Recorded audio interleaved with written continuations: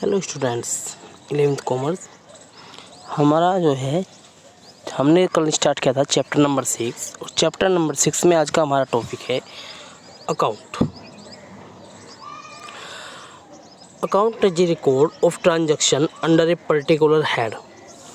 Account जो है, accounts को हिंदी में बोलते हैं खाता, और खाता जो है किसी विशेष व्यक्ति या विशेष वर्ग के अंतर्गत जो लेन देन होते हैं उनका एक लेखा होता है। अकाउंट्स में लेखे करने पड़ते हैं। It is record not only the amount of transaction but also their effect and direction. यह न केवल लेन देन की राशि बल्कि उसके प्रभाव को भी रिकॉर्ड करता है कि उसका लेन देन का, उस ट्रांजैक्शन का क्या इफेक्ट हुआ है।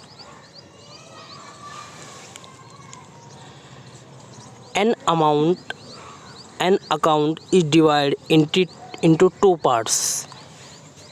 कोई भी खाता जो है दो भागों में विभाजित किया जाता है, जिसे हम डेबिट और क्रेडिट कहते हैं। It is usually in a T-form and commonly used layout of an account is as follow। यह आमतौर पर टी के रूप में इस्तेमाल किया जाता है या टी के रूप में इसे लिखा जाता है, और इस खाते का, किसी भी खाते का इस्तेमाल जो है, उपयोग निम्नानुसार या नियमानुसार किया जाता है।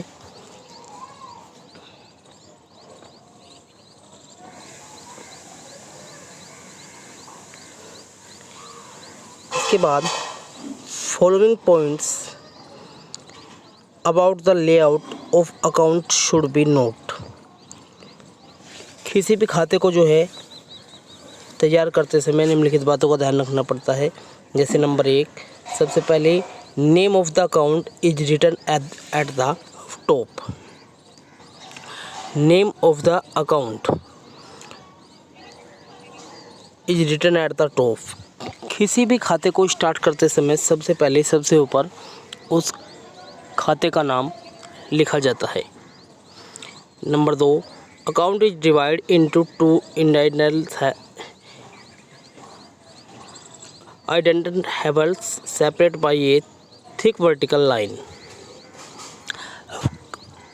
खातों को दो भागों में विभाजित किया जाता है, जिनके दोनों तरफ एक मोटी लाइन खींची जाती है, ताकि ये पता रहे कि ये डेबिट साइड है और ये दूसरी credit side. Number 3, left hand side is called the debit side. जो हमारी लेफ्ट हैंड साइड होती है उसे हम बोलते हैं डेबिट साइड, जिसे हम DR द्वारा दिखाया जाता है जिसे। And right hand side is called the credit side. जो हमारी राइट साइड होती है उसे हम बोलते हैं क्रेडिट साइड, और जिसे हम CR के द्वारा प्रदर्शित करते हैं, जिसे हम CR के द्वारा शॉर्ट में बोल सकते हैं। Date of the transaction is entered in the column for date. और डेट डालने के लिए भी खाते में एक अलग से डेट का कॉलम बनाया जाता है। In the particular column